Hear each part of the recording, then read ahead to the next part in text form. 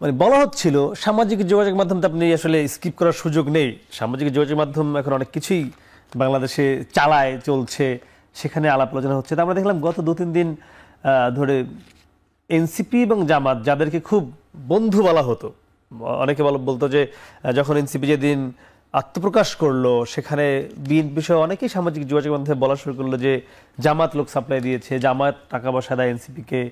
আমরা দেখলাম এনসিপির একজন নেতা তিনিও বলেছেন যে আমাকে জামাতের এক ব্যবসায়ী গাড়ি দিয়েছে, তার খুব সুসম্পর্কর কথাই আমরা জানতাম।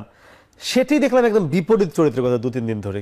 কি মনে হয় এখানে? মনে হয় দুটা জিনিস। জামাতের আমি ওই ধরনের জামাত আমি করি না, আমি ওই ধরনের আলোচনা করতে পারবো না, তবে আন্দাজ করে বলতে পারবো। সেটা হলো জামাত যেটা মনে করে করেছিল একটা সময়, এটা সত্যি যে আমাদের সবারই দেয়ালে পিঠ থেকে গিয়েছিল, আমাদের কোনো সামনের দিকে আসা ছাড়া কোনো উপায় ছিল না। এবং ওই মুহূর্তে ওই যে বলেন না যে যখন বানের পানি থাকে তখন সাপ আর মানুষ জড়াজড়ি করে থাকে, পানি যখন চলে যায় তখন সাপ সাপের মতো হিংস্র হয়, মানুষ মানুষের মতো হিংস্র হয়। তো সেই জায়গা থেকে আমি বলতে চাই জামাত যাদেরকে দিয়ে কাজ করাতো, এই ইয়েরা কি বলে এনসিপি, তখন তার এনসিপি ছিল না, জামাত মনে করতো যে টুডে টুমোরো আমাদেরই হবে। একসাথে কাজ করতে গিয়ে যখন ওরা আরো বড় বড় প্রলোভন পেয়েছে যে ওরা নিজেরাই একটা হয়ে গিয়েছে, তখন আর জামাতকে তারা গোনে নাই। আর এরা প্রত্যেকেই যাদেরকে নিয়ে সমস্যা, এরা প্রত্যেকেই কোনো না কোনো দল থেকে ভেঙে চড়ে আসছে। দলে খুব বেশি ভালো মানুষই দেখায়, কিন্তু দল থেকে বিভিন্ন ফায়দা নিয়ে টপ জায়গায় অবস্থান করে তারপরে কিন্তু তারা বিট্রে করেছে। সো বিট্রেয়ার সবসময় বিট্রেই করে। আমরাও তো কত কিছু পাই না নিজের দলে থেকে, কখনো কত কষ্ট পাই, তারপরে তো একটা দল নিয়েই আছি সারা জীবন। তো যে মানুষ একদম 24 আওয়ার্স জামাত, সে জামাতই থাকবে বা শিবিরই থাকবে। তার মধ্যেও এটা ছিল না, যেটা জামাত বুঝতে পারে না। জামাত সবসময় মনে করে আমি বিরাট কিছু, আমি যা বলি ওটাই ঠিক। ওটা যে একটা সময় ঠিক না, আর 2 দিন পরে জামাত আরেকটা ধাক্কা খাবে। কারণ এটা আমি বলছি কোথা থেকে, আমি আমার রাজনৈতিক অনেক দিনের পুরখাওয়া অভিজ্ঞতা থেকে বলছি, যে কোনো মাইনাস পুরখাওয়া মানুষ কিন্তু মাইনাসটা বুঝতে পারে। তো এই জায়গাটা আমার মনে হয় যে এনসিপি উতরায় গেছে, তবে বেশি ভালো না, বেশি বড়। আমাদের একটু সময় কম। মাসুদ ভাই, আপনারাই বলে থাকেন বা আপনাদের সমর্থকরা বলে থাকে যে আপনারা কখনো আওয়ামী লীগের জন্য আপনাদের শক্তি আওয়ামী লীগের পিছনে খরচ করেছেন, কখনো বিএনপির জন্য খরচ করেছেন, কখনো আবার এই এনসিপির যদি কথা বলি তাদেরকে খরচ করেছেন। আমি একটু আপনাদের দিকেই কথাগুলো বলছি, পক্ষর দিকেই অনেকটা আমি ওই শব্দগুলো ব্যবহার করছি। মানে এই আরেকজনকে কতকাল আর এই সাপোর্ট হিসেবে থাকবেন? কথাটা খুবই সত্য এবং বাস্তব, কিন্তু কথাটা একটু ভিন্নভাবে বলতে হবে। সেই কারেকশনটা হচ্ছে এই যে আমরা আসলে কোনো ব্যক্তি বা দলের জন্য কখনোই আমরা খরচও করি না, ইনভেস্টও করি নাই। আমরা ইনভেস্ট করছি তৎকালীন প্রেক্ষাপটকে সামনে রেখে, বাংলাদেশের প্রয়োজনটাকে সামনে রেখেছি, দেশটা ভালো থাকা, দেশটা এগিয়ে যাওয়া, দেশটার প্রয়োজনে। দেখেন, আমরা যখন ছাত্র জনতার সাথে কাজ করেছি, একেবারে ডেডিকেটেডলি আমাদের ছেলেরা জীবন বাজি রেখে কাজ করেছে, তখন কিন্তু তাদের তো কোনো পরিচয় ছিল না। এই আজকে যারা ছাত্র সংগঠন যারা এখন তৈরি করেছে, এনসিপি নাম দিয়েছে বাজারে, আমরা তো এটা বিবেচনা করি নাই তারা বড় হবে, দল গঠন করবে, এটা তো আমাদের জানা থাকার কথা না। সুতরাং আমরা তখন কাজ করেছি দেশের প্রয়োজনে।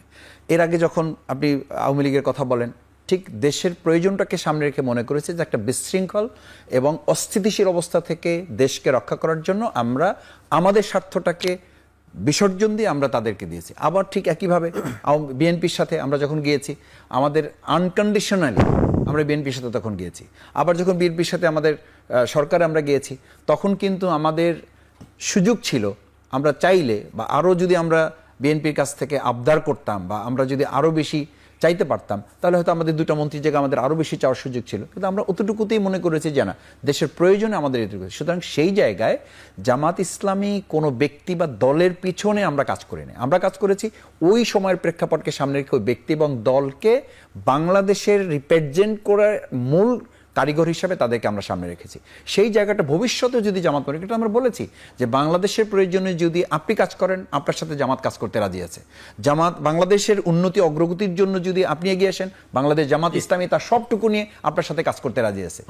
এইটা হচ্ছে জায়গা। সেই জায়গায় জামাত ইসলামী যতক্ষণ পর্যন্ত জনগণের জায়গা থেকে জামাত এককভাবে তার জায়গাটা তৈরি করতে না পারছে, আর এককভাবে তৈরি করতে পারলেও জামাতের আমির ডক্টর শফিক রহমান সবসময় বলছেন যে আমরা সেবক হিসেবে কাজ করব, জনগণের প্রতিনিধি হয়ে আমরা দেশের সেবায় নিজেদেরকে নিয়োগ করব, আমরা মালিক হয়ে বসবো না। জি, আচ্ছা, জামাতের স্বার্থে, জামাতের প্রয়োজনে আপনার কি মনে হয় এখন যে বাংলাদেশের পরিস্থিতি জামাতের জন্য খুব একটি অনুকূল পরিস্থিতি, আমরা যদি বলি, বিএনপি তো আছেই, এই পরিস্থিতি ৭১ ইস্যুটাকে পুরোপুরি একটি কনক্রিট জাতির সামনে মেসেজ দেওয়া উচিত কিনা এখন, সেটাই আপনাদের যে অবস্থানই হোক, আপনার মানে এখন সেই সময়টা ভালো কিনা? ৭১ ইস্যুর সাথে অনুকূল প্রতিকূল পরিস্থিতির কোনো সম্পর্ক নেই। সম্পর্ক নেই এই জন্য যে এটা আমাদের অত্যন্ত গর্বের একটা ব্যাপার, এবং সেটা আমরা ধারণ করে এই বিগত ৫৩ বছর আমরা কাজ করে এসেছি, এবং সেটার জন্য আমাদের নেতৃবৃন্দকে ফাঁসি দেওয়া হয়েছে। এই স্বাধীনতা সার্বভৌমত্বকে ধারণ করার জন্য আমি জামাত ইসলামের একজন ছোট্ট কর্মী হিসাবে ৫৭ দিনের রিমান্ডে অন্তত ১০০ বার আমাকে জিজ্ঞেস করা হয়েছে যে আপনারা বিএনপি এবং পার্শ্ববর্তী রাষ্ট্র, বিএনপি ছাড়েন, পার্শ্ববর্তী রাষ্ট্রের সাথে সমন্বয় করেন, তাহলে আপনি আজকে বাড়ি চলে যেতে পারবেন। সেই অফিসার এখনো আছে। আমার কথা যদি আপনি প্রমাণ করতে চান, ওই অফিসারদের নাম বলে দিতে পারবে, এবং তার সাথে আপনি কথা বলে দুটো ইস্যু, ওই যেটা আপা একটু আগে বললেন, জামাতকে বলা হয়েছে বিএনপি ছাড়েন, বিএনপিকে বলা হয়েছে জামাত ছাড়েন। তো এই খেলাটা যদি আমরা বুঝতে পারি, তাহলে সেই বুঝতে পারা আমরা প্লেয়াররা কেন ফিল্ডে এক হয়ে গোল করার জন্য কাজ করতে পারছি না। ওই জন্য বলছি যে ৭১ ইস্যুটা অনুকূল প্রতিকূলের সাথে না, এই ইস্যু তো সেটেল। জামাত ইসলামী বহুবার এ ব্যাপারে কথা বলেছে।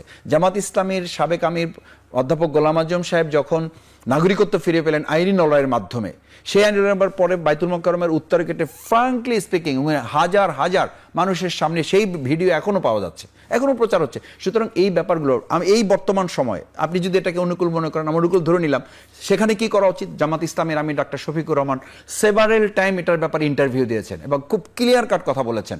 এরপরে জামাত ইসলামীকে আর যদি কথা বলতে বলা হয়, তাহলে আমরা ধরে নিচ্ছি this is not question, it's absolutely Jamaat ইসলামীকে শুধুমাত্র এটাকে একটা কার্ড হিসেবে ব্যবহার করে আমাদেরকে ঘায়েল করা ছাড়া আর কিছু না। এটা আপনার জন্য একটু সময় কম, ১ মিনিটে আমরা শেষ করতে হবে।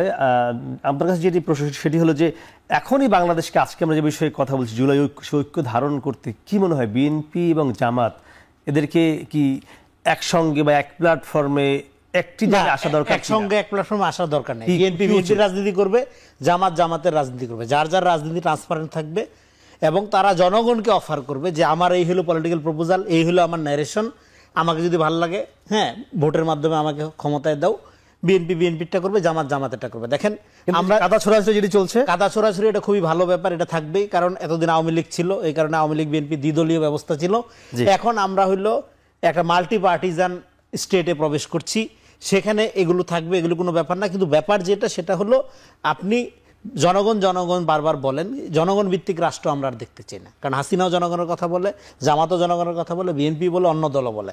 আমরা নাগরিক ভিত্তিক রাষ্ট্র দেখতে চাই। এখন দেখেন এই যে বিভিন্ন দল প্রশাসন বলেন, ক্ষমতার বিভিন্ন গুরুত্বপূর্ণ চেয়ারগুলোর দিকে ধরেন তাকায় থাকে, কিন্তু এটা তো ধরেন ক্ষমতার সাথে জনগণের, মানুষের সম্পর্কের দিকে আমাদের আগে করব। সেই জন্য আমরা বলতেছি কি, এখন বাংলা ৫ তারিখের পরের রাজনীতি কি হবে, দল যার যার রাষ্ট্র সবার, এই জায়গার থেকে আপনার রাজনীতি করতে হবে। এখন সেইখানে রাজনীতি করার ক্ষেত্রে একটা দলকে, দেখুন একটা দল যদি সবসময় প্রো এস্টাবলিশমেন্ট হয়, প্রো স্টেট এন্টি ন্যাশন হয়, তখন কিন্তু সে ২০ কদম আগায় এবং ৪০ কদম পিছায়। তো ফলে মোমেন্টাম তৈরি হইলেই রাজনীতিতে আপনি সবসময় সুবিধা করতে পারবেন তা না। আপনার ন্যারেশনটার সাথে পাবলিককে আপনার এঙ্গেজ করার জন্য আপনার ট্রান্সপারেন্সি, আপনার নীতি এবং কৌশলের মধ্যে পার্থক্য বজায় রাখতে হবে। আপনার কৌশল যদি আপনার নীতিকে খাইয়ে ফেলে, তাহলে আপনাকে ক্ষতিগ্রস্ত হইতে হবে। আরেকটা ব্যাপার হলো, দেখেন আজকেও ইন্ডিয়ান এক্সপ্রেসের সম্পাদকীয় লিখছে যে এই যে আওয়ামী লীগ ব্যান বিষয়ে, এটাকে তারা ব্যাকলেশিং বলতেছে, তার মানে এটা বাংলাদেশের পশ্চাৎপদতা বলতেছে। ফলে আপনাদের অনৈক্য, বিএনপি জামাত পার্টিকুলারলি বলবো, আপনাদের অনৈক্য কাকে শক্তিশালী করে, এটা আপনারা একটু বোঝার চেষ্টা করেন, তারপরে কথা। আমরা নিশ্চয়ই মনে করছি তারা সেটি বুঝে ঐক্যের দিকে যাবে।